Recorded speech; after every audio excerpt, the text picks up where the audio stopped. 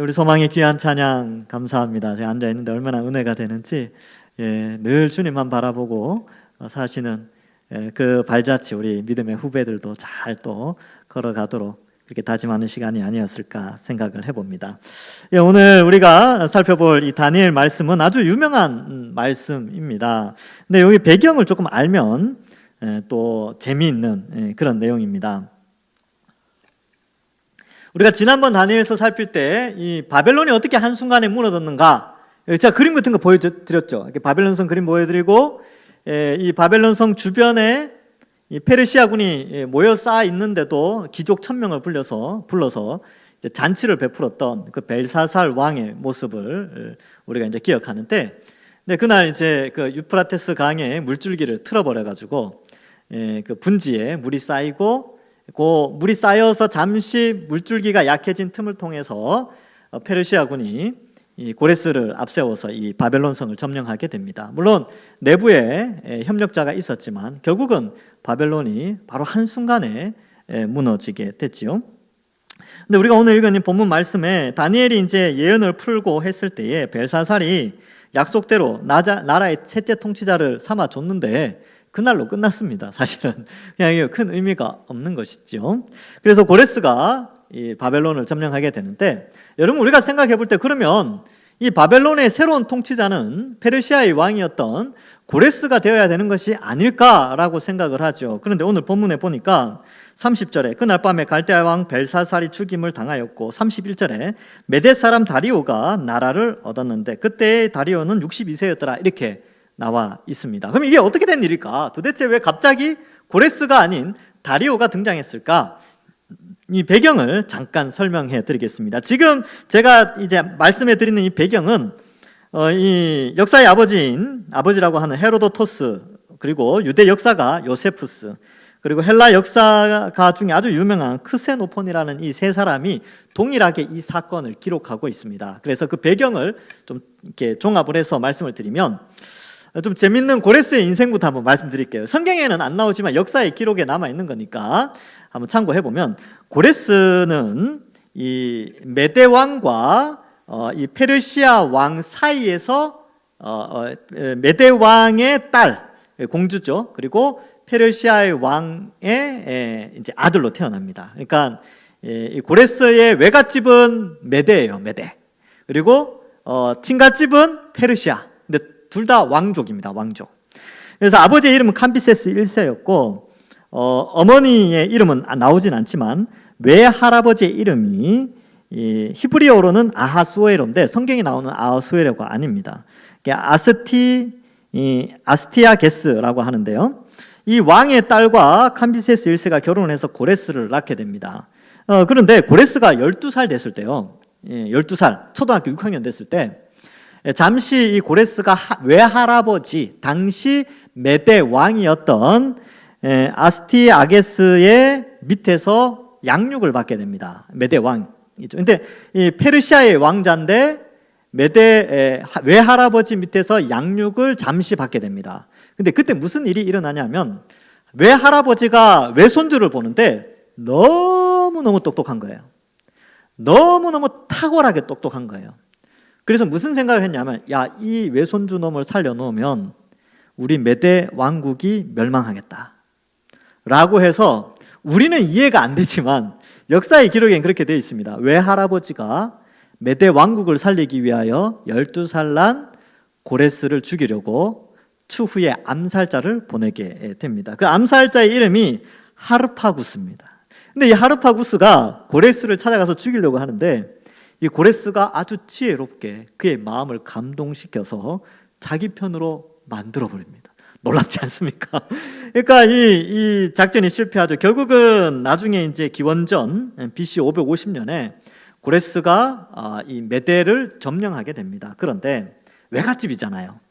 그리고 외할아버지가 자기를 죽이려고 했지만 그것을 보복하지 않고 오히려 외할아버지를 지킨다는 의미에서, 원래 이제 페르시아에서는 죽여야 된다라고 하는데 외할아버지이기 때문에 지키기 위해서 그냥 그 지방으로 귀향을 보내게 됩니다. 살려주는 것이죠. 그리고 이 고레스는 계속해서 정복 전쟁을 하게 됩니다. 그래서 어쨌든 메대와 이 페르시아가 상당히 사이가 안 좋을 뻔했는데 고레스가 중간에서 아주 통치를 잘했어요. 그러한 분위기가 있었고, 이 고레스가 이제 바벨론을 점령할 때쯤이 한 40세 정도 되었었는데, 바벨론을 점령하고 나서 여전히 이 메대 왕국에 대한 그런 배려를 많이 하게 됩니다. 그래서 바로 이 페르시아가 점령한 전체의 제국을 다스리는 것이 아니라 자신의 장인, 그러니까 이제 자기 외할아버지의 아들이죠. 자기 어머니의 형제, 외삼촌입니다. 외삼촌. 외삼촌이 당시 메대 왕으로 있었는데 분봉왕 개념이었겠죠. 근데 그 외삼촌을 바벨론으로 불러들여서 통치를 하게 만들어져요. 그 외삼촌의 이름이 다리오입니다. 근데 이 메대의 이름으로서는 다른 이름으로 불려집니다. 그래서 시악사레스 2세 이렇게 표현을 하는데, 이 시악사레스 2세가 이 고레스의 배려로 잠시 그 페르시아 전역을 좀 통치하는 기간이 있는데, 그때 사건을 기록하고 있습니다. 근데 이 시악사레스 다리오가 나이가 많았어요. 62세. 여러분, 우리는 지금은 62세 그러면 나이가 많지 않지만 옛날에는 수명이 짧았잖아요. 이게 뭐 의술이나 약술이 발전하지 않았기 때문에 62세쯤 되면 상당히 나이가 많은 편에 속했습니다. 그리고 이 다리오 왕이 한 3년 정도 통치하고 죽게 됩니다. 이 다리오 왕으로 삼으면서 그의 딸이었던 카산다네를 이 고레스가 아내로 맞이하게 됩니다. 그리고 나중에 장인인 다리오 왕이 죽고 나서 고레스가 BC 536년에 이제 최종적으로 페르시아 제국에 등극하게 됩니다. 그래서 BC 536년에 이제 반포를 하죠. 노예 해방 반포를 합니다. 여러분, 세계 인권 헌장의 기초가 된 문구가 바로 고레스의 노예 해방 문서예요. 그러니까 그만큼 이 영향력이 컸죠. 이 BC 605년에 다니엘이 잡혀옵니다. 1차 포로가 됐죠. 그리고 70년이 지난 BC 536년에 이제 본국으로 돌아가라고 고레스 원년에 포로를 귀양시키죠. 딱 예언대로, 성경의 예언대로 다 이루어졌다는 것이 역사의 기록에 이미 다 남아 있습니다. 우리는 이미 알고 있었지만 역사가들이 이미 그 기록을 다 해놨죠. 자, 그런 배경을 가지고 있습니다. 그러니까 지금 여러분들 이렇게 실제 그 TV나 이런 데서 책을 읽으면 고레스가 바벨론을 점령했는데 왜 다리오가 왕이 되었지? 이렇게 생각할 수 있는데 그런 배경이 있습니다. 역사서에도 이미 다 기록되어져 있고요. 그래서 다리오가 이제 62세 때 등극하게 되고 65세에 죽게 됩니다. 그때 그 짧은 3년 기간이지만 그 짧은 3년 기간 안에 이 다니엘의 활동을 6장에서 기록하고 있습니다. 자, 6장에 들어가서 보시면 다리오가 자기의 뜻대로 고관 120명을 세우죠. 전국을 통치하게 합니다. 이제 아주 조직적으로 제국의 형태가 되었기 때문에 지방관을 120명을 뽑아요. 그때 그 나라가 엄청 커졌습니다. 다리오가 전쟁을 한 게 아니라 고레스가 전쟁을 해서 땅을 계속 넓혀 갔던 것이죠. 근데 정치적인 면에 있어서는 다리오가 아주 잘했기 때문에 12개 지방으로 나누고 그 위에 총리 셋을 둡니다. 그러니까 총리 한 명당 40명의 고관을 다스리게 되는 거죠. 그러니까 다리오, 그 다음에 3명의 총리, 그리고 120명의 고관들을 세워서 나라를 다스리게 합니다. 그래서 2절에 보면 다니엘이 그 중에 하나라, 이는 고관들로 총리에게 자기의 직무를 보고하게 하여 왕에게 손해가 없게 하려 함이었더라. 그러니까 40명씩 나눠서 총리가 관리를 하고 그 총리는 보고를 받고 그 이익을 왕께 보고하며 이 통일 왕국, 이 페르시아 통일 왕국의 메대와 바사의 연합 왕국이지만 실제적으로는 페르시아가 패권을 가지고 있었는데 여기에 이익이 되도록 이 총리들이 활동을 하게 됩니다. 근데 여러분 여기 좀 생각해 봐야 될 것이, 보통 나라가 멸망하게 되면요, 그 나라의 고관들은 다 처형을 받게 됩니다. 네, 그렇죠. 그러니까 바벨론 왕국에서 다니엘이 이제 박수장으로, 지혜자의 어른으로 위치를 하고 있었어요. 근데 다른 나라, 이 페르시아와 메대 연합국이 바벨론을 멸망시켰잖아요. 그러면 그 아래에 있던 고관들이나 이런 사람들은 다 죽어요. 아니, 감옥에 갇히거나. 근데 놀랍게도 도대체 무슨 일이 있었는지는 알지 못하지만 성경은 다니엘이 새로운 왕정 체제에서 나라의 둘째 통치의 위치에 있는 총리로 위치해 있다는 것입니다. 왜 그랬을까요? 왜냐하면 하나님께서 포로로 잡혀간 이스라엘 백성들을 보호하시기 위하여 상위 계급에 속하는 나라의 통치자 가운데 다니엘을 남겨두시게 되는 것입니다. 그러니까 하나님이 하나님의 언약대로 그 바벨론에 포로로 잡혀갔던 사람들 가운데서 그들이 돌아와서 그 가운데 메시아가 나오셔야 되기 때문에, 그리스도가 나오셔야 되기 때문에 바벨론이나 또 페르시아에 포로로 잡혀가 있는 사람들을 하나님이 지켜주셔야만 합니다. 언약을 신실하게 지키시는 분이시죠, 하나님은. 그래서 그 언약대로 그의 백성을 지키기 위하여 고관 가운데 다니엘을 남겨두게 되는 것이죠. 실제로 다니엘은 아주 명철하였고 국가에 유익을 끼치는 아주 탁월한 사람이었습니다. 그래서 3절에도 보면 다니엘은 마음이 민첩하여 총리들과 고관들 위에 뛰어남으로 왕이 그를 세워 전국을 다스리게 하고자 한지라. 그 이제 다리오 왕이 이제 이 바벨론에 들어와서 이렇게 보니까 이 다니엘이라는 사람이 있는데 너무 똑똑한 거예요. 그리고 총리 3명을 세워놨는데 총리 3명 가운데서 아주 탁월한 것입니다. 그래서 거기 보면 마음이 민첩하다라는 단어가 나오는데, 이 민첩하다라는 단어가 아람어로 야티르라고 해서 탁월한, 뛰어난, 비범한, 누구와도 견줄 수 없는 이런 의미가 있어요. 그러니까 워낙 탁월하니까 이제 다리오가 머리를 더 잘 쓴 거죠. 이 사람을 세워서 통치를 하면 더 잘 살겠구나. 그래서 이 배경을 보면 이제 그렇게 돼 있습니다. 2절 끝부분에 왕에게 손해가 없게 하려 함이라 이렇게 돼 있죠. 총리 3명을 보니까 결과적으로 다니엘이 가장 큰 이익을 남긴 거죠. 가장 많은 국가의 혜택을 얻도록 해주니까 왕의 입장에서는 다니엘을 최우두머리로 세우면 더 많은 국가의 유익이 있겠구나 라고 판단을 해서 다니엘을 최고 수장으로 세우려고 합니다. 그런데 여러분, 정치라는 거를 생각해 봐야 돼요. 여러분, 정치 드라마 이런 거 좋아하십니까? 조선왕조 이런 거 있잖아요. 영화 같은 데 보면 정치 싸움이 아주 치열하죠. 그리고 외국 드라마를 봐도 이 정치와 관련된 드라마만큼 재밌는 게 없어요. 또 우리나라 정치를 봐도 그렇죠. 우리나라 정치도 정말 재밌지 않습니까? 정말 다이나믹합니다. 재밌어요. 근데 한번 생각해 봅시다. 여러분, 다니엘은 정통적인 페르시아 혹은 바벨론 민족이 아니에요. 다니엘은 포로 민족입니다. 유다 민족이에요. 그런데 이 포로로 잡혀온 사람이 똑똑해서 출세를 한 거죠. 그러면 나머지 세워진 총리들이나 고관들은 무슨 생각을 할까요? 그리고 왕이 그를 특별히 편애해. 그러면 무슨 생각이 들까요? 시기하지 않겠습니까? 포로 주제에 우리 탁월한 우리 민족, 특별히 우리가 믿고 있는 신, 우리 이 모든 이 페르시아 전역에 우리 민족이 탁월한데, 이 탁월해서 우리가 이렇게 점령을 했는데 저 포로 민족 가운데 좀 똑똑하다고 왕이 그를 총리 위에 또 세우려고 하니까 열받는 거예요. 그러면서 어떻게 해요?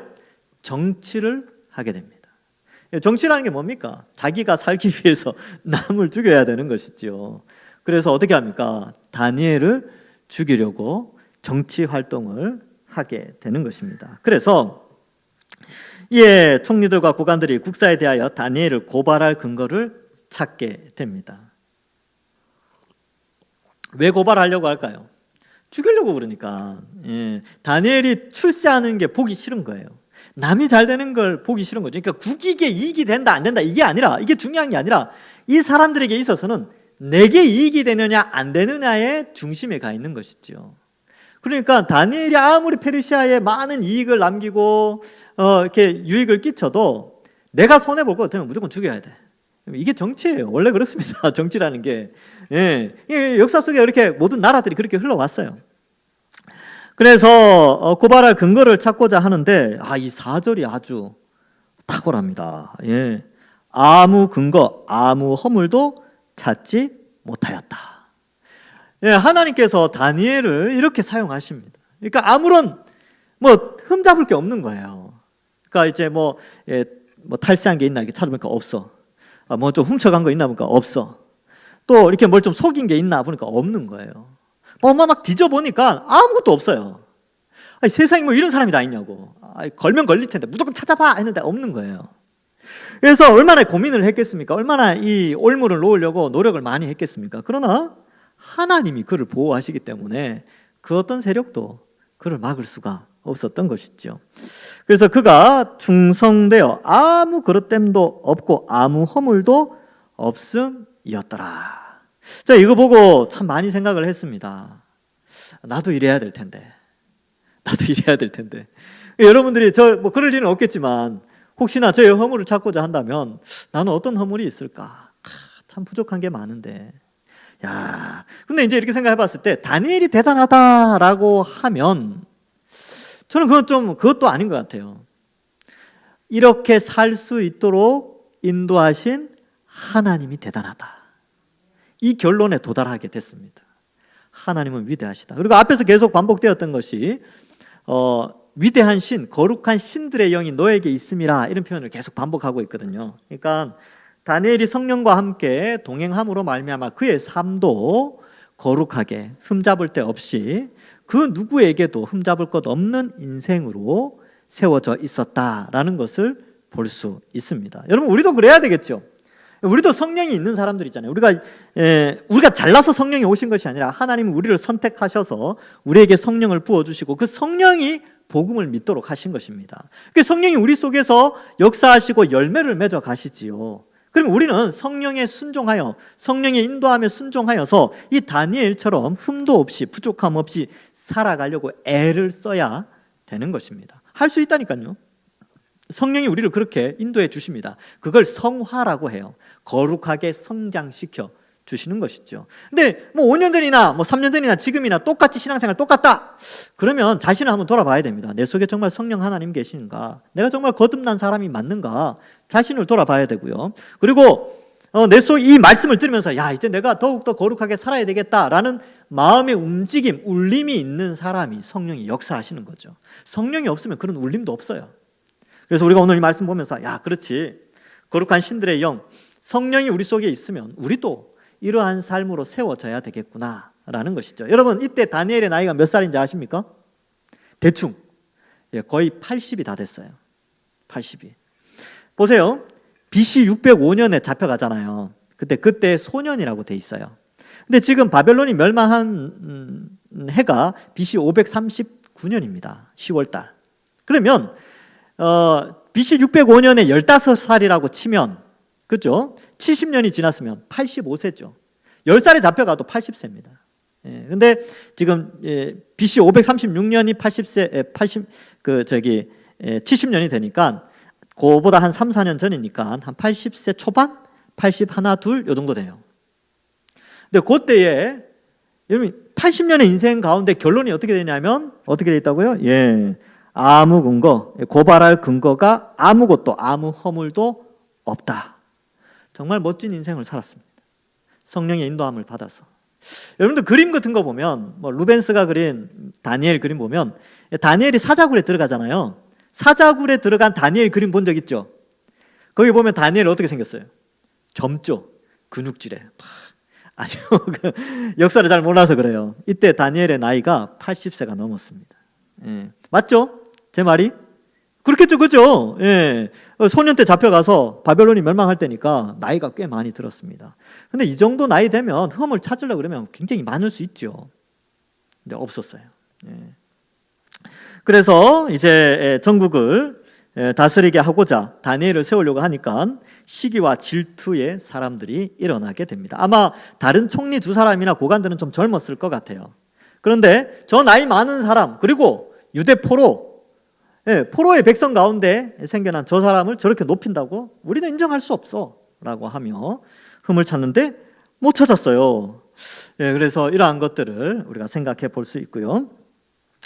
5절에도 보면 그들이 이럴 때 이 다니엘은 그 하나님의 율법의 근거를 찾지 못하면 그를 고발할 수 없으리라 하고 라고 하면서 이제 이 거짓된 어떻게 보면 나쁜 계략이라고 할 수 있겠죠. 나쁜 계략을 세우게 되는 것입니다. 그러면 여기서 이제 우리가 좀 생각해 볼 것이 이 다니엘의 이 정말 인생을 멋지게 살아왔고 어떤 왕조가 있는 어떤 왕이 등극했든지 그 왕 앞에서 충실하게 나라의 이익을 위해서 그 국가에 헌신했던 좋은 공무원이었는데 그러한 상황 속에서 과거의 행적들을 살펴보면 다니엘이 항상 편안했던 것이 아닙니다.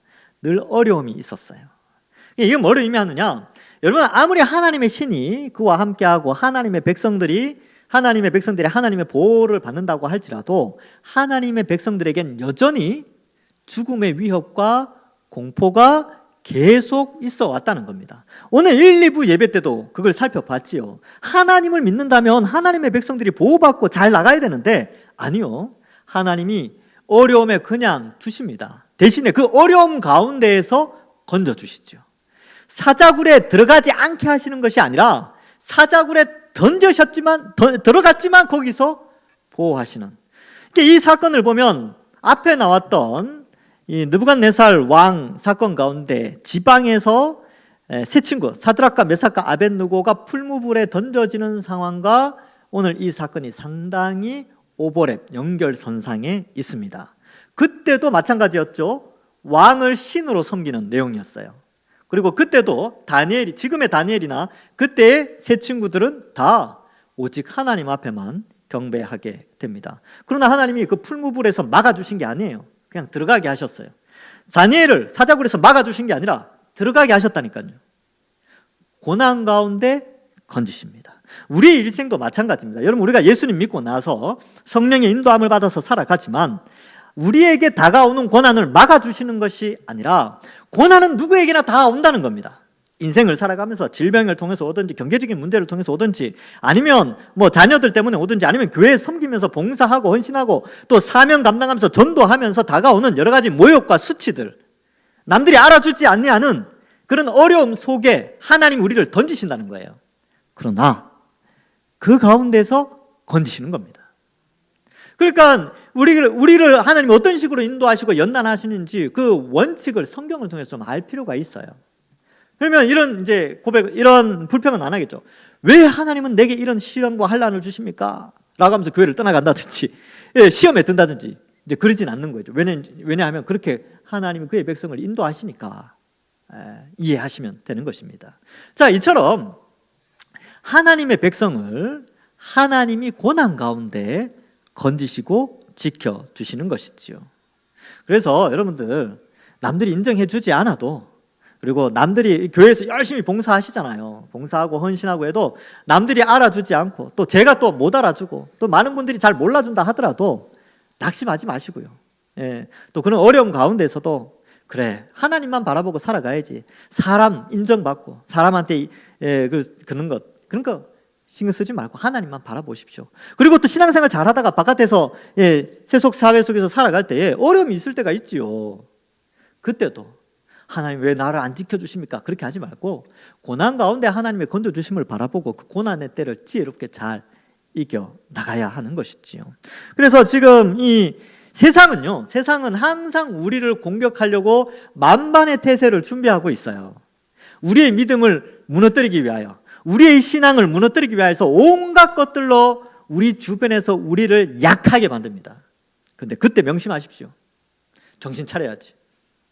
신앙을 굳게 붙잡아야지.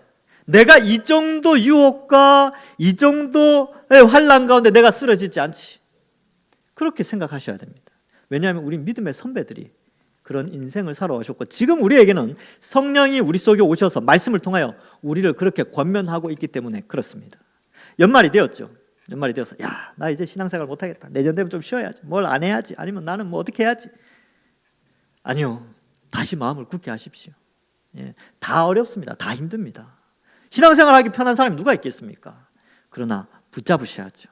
이럴 때일수록 사탄이 더욱더 자기의 마지막 때가 온 것을 알고 어떻게 해서든지 믿는 자들을 넘어뜨리려고 하는 이 시대에 우리는 더욱 하나님 우리에게 주신 그 복음을 붙잡고 믿음을 굳게 하여서 살아가야 하는 것입니다. 세상은 온갖 계획과 나쁜 생각을 가지고 우리를 넘어뜨리려고 하죠. 다양합니다. 여기 있는 사람들이 다 다양하게 살아가니까 온갖 형태로 우리의 믿음을 연약하게 만들려고 하지요. 그러나 그때마다 하나님 우리를 건져달라고 기도하시고 또 그 기도를 하나님 다 들어주십니다. 때가 지나면 다 고백해요. 그때 그렇게 힘들었는데 하나님이 이렇게 도와주셨다. 말씀으로 위로해 주셨고 내 기도를 들으셨고 또 상황을 이렇게 열어주셨다. 또 그렇게 열어주시지 않으면 거기에 또 그것을 통하여 그 고난을 통하여 내가 잘 성숙하게 되었고 나와 같은 어려움을 당한 사람들 내가 드디어 이해하게 되었다.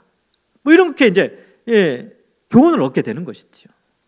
그래서 여러분, 세상은 우리를 그냥 편안하게 신앙생활 잘 하십시오 이렇게 내버려 두지 않습니다. 항상 어려움이 있어요. 낙심하지 마시기 바랍니다. 불평하지 마시고 좌절하지 마시고. 근데 이러한 어려움의 때를 잘 이겨내잖아요. 그러면 귀하게 써요. 하나님이 귀하게 쓰시고 복 주시고 하나님께서 이게 축복해 주신다니까요. 저는 많이 봐왔습니다. 물론 이걸 객관적인 진리다라고 표현하기는 어렵지만 제가 봐온 많은 분들이 그랬어요. 고난을 극복해 나갈 때마다 믿음이 쑥 자라는 걸 보게 되고요. 그것을 통해 또 하나님이 축복해 주시는 것도 많이 봐왔습니다.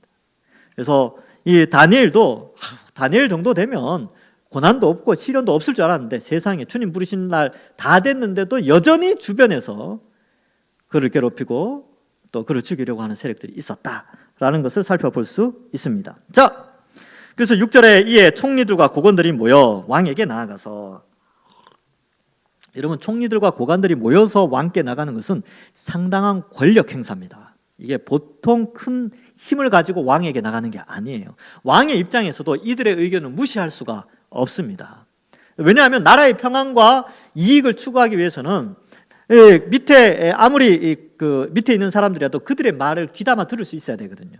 그러니까 왕의 입장에서는 이들의 의견도 무시할 수가 없지요. 근데 이들의 의견의 교묘한 계획을 다리오는 눈치채지 못합니다.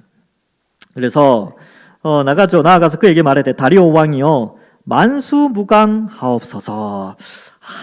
참 그저 이 아주 이렇게 아주 전문 용어로 참 얍삽하다 이렇게 볼 수 있습니다. 자신의 속마음을 숨기고 왕을 이용하여 자신의 욕심을 채우려는 이런 세력들이 있죠. 7절에 나라의 모든 총리와 지사와 총독과 법관과 관원이 의논하고 왕에게 한 법률을 세우며 한 금령을 정할 것을 구하나이다. 아마 제가 생각해 볼 때는 상당히 많은 숫자가 되었을 것 같아요. 그리고 정당성도 좀 부여됐을 것 같아요. 타민족이니까, 다니엘이 포로의 민족이니까 이 페르시아나 바벨론에 원래 소속돼 있던 그러한 민족들이 상당히 반감을 가지고 있을 수 있었죠. 그러한 가운데 그는 과거 정부에, 즉 이제 바벨론 왕국에서도 큰 위치를 차지하고 있었기 때문에 정치적으로 물어뜯을 수 있으면 상당히 많은 부분들을 해할 수 있는 조건을 갖추었죠. 그러한 가운데 이제 총리, 지사, 총독, 법관, 관원, 요거는 이제 왕을 압박하는 수단이에요. 그러니까 자기들만 그렇게 생각하는 게 아니라 많은 사람들이 여기에 동조하고 있다. 이 여론을 형성하는 것이죠. 정치는 원래 이렇게 하는 겁니다. 여론 형성. 그래서 어떻게 여론을 형성하느냐에 따라서 정치 흐름이 달라지니까. 자, 이렇게 여론이 이렇습니다라고 하는 것이 뭐냐 하면 바로 금령을 하여서 왕이요 이제 30일 동안 누구든지 왕 외에 어떤 신에게나 사람에게 무엇을 구하면 사자굴에 던져넣기로 한 것이니이다. 그래서 여러 가지 설명을 했겠죠. 이렇게 하면 이제 지금 이 정권이 바뀌었으니까, 바벨론에서 페르시아로 바뀌었으니까 메대와 페르시아 정권이 바뀌었고, 지금 이 사실 고레스가 상당한 권력을 가지고 있는데, 다리오 왕도 어쨌든 고레스 왕의 외삼촌이니까 또 장인이 되니까 당신의 권력을 좀 집중화할 필요가 있습니다. 그래서 그 왕의 권력을 집중화하는데 가장 좋은 방법은 왕을 신으로 하여 섬기게 하는 것. 이게 가장 좋은 정치적인 해법입니다. 왕정의 통일성을 위하여 이런 것들을 해야 됩니다. 이렇게 이제 구슬렸지 않겠습니까? 그래서 30일 동안만 하면 됩니다. 30일 동안 이런 거죠. 포스터를 붙여놓고 새로운 통일 왕국이 되었으니까 새 나라를 위한 국가 행사, 30일 대전진 대회 이렇게 해가지고 이제 왕의 신상을 세워놓고 절하게 하는. 그렇게 하면 나라가 통일되고 종교가 통일되어지면 마음도 통일되어지고 나라의 모든 정치 행정 모든 것들이 순조롭게 풀릴 것입니다. 형태로 그렇게 왕을 구슬렸겠지요. 그리고 만약에 거기에 순종하지 않는다면 왕의 통치를 거부하는 것이기 때문에 반역죄로 사자굴에 집어넣읍시다. 이렇게 안을 올린 것이지요. 그래서 8절에 보면 그런즉 왕이여 원하건대 금령을 세우시고 그 조서에 왕의 도장을 찍어 메대와 바사 페르시아에 고치지 아니하는 규례를 따라 그것을 다시 고치지 못하게 하옵소서 하매 이렇게 이제 올리는 거죠. 근데 요 법령을 이 입법을 세우는 최종 도장, 그러니까 왕이 입법권을 가지고 있어요. 말씀드렸다시피 왕은 입법, 행정, 사법의 이 3권의 모든 최종 결정자입니다. 이게 왕정이에요. 민주주의 사회는 이게 분리돼 있죠. 그래서 국회의원이 입법, 행정, 수반이 이제 대통령이고 장관이 있죠. 사법은 법원에서 하는 거죠. 여기 다 분리돼 있어요. 근데 왕정은 모든 것이 요 세 개가 다 왕이 결정해요. 그러니까 입법은 신하들이 올릴 수 있지만 그 입법이 취소되는 것은 왕에 의해서 결정됩니다. 근데 이 입법을 세워서 왕에게 이걸 입법화하시지요. 도장 찍어주시면 됩니다. 라고 이야기를 하게 되는 것이죠. 다리오 입장에서도 불편함이 없었습니다. 그리고 자기가 이제 새롭게 등극했고 땅이 더 넓혀지고 자기 사위죠. 사위가 더 이 제국을 잘 다스릴 수 있는 기반을 확보할 수 있는 뭐 그러한 것이 될 수 있겠다라고 또 판단을 했을 거예요. 신하들의 숨겨진 나쁜 계획은 알지 못하고 어쨌든 나라를 위한 길인 줄 알고 이것을 선택하게 됩니다. 그래서 9절에 이에 다리오 왕이 조서에 왕의 도장을 찍어 금령을 내니라 이렇게 기록합니다. 결국 다니엘을 잡아들이고자 하는 악한 계획이 성공하게 되어지는 것이죠. 왕이 도장 찍는 순간 그 신하들의 마음은 어땠을까요?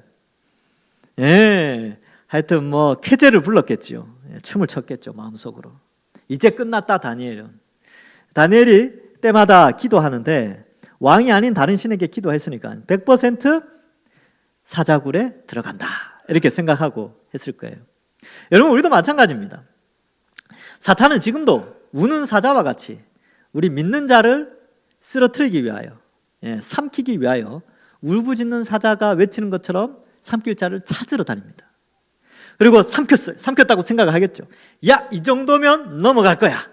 이 정도 상황이 어려운데 하나님을 원망하지 않는다고? 이 정도 상황이 어렵게 되는데 불평하지 않는다고?